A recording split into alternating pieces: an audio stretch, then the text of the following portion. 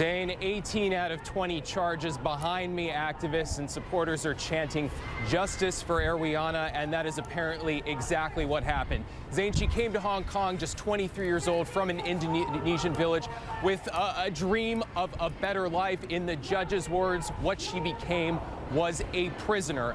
This case really hinged on the credibility of her testimony. Ariana, working for this housewife for 8 months, saying she was beaten, assaulted with the tube of a vacuum cleaner, punched in the face. And the judge said in her words, quote, "I am sure she is telling the truth." She said it all came down to her credibility, and she believed it. Zane, 18 out of the 20 charges, including some of the most serious, the grievous bodily harm charges.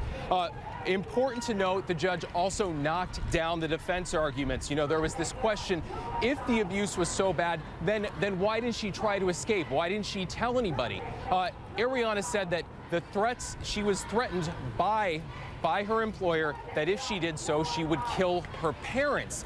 The judge said she had every reason to believe that Ariana actually believed that was the case. There was also an argument put forward by the defense saying that some of the injuries might have been self-inflicted, and the judge said that was absolutely nonsense. So right now, the court just ended after about an hour. It took the judge about 45 minutes to kind of go through the background of her decision before we got to those counts. Again, guilty on 18 out of 20 charges, some charges related to a previous maid.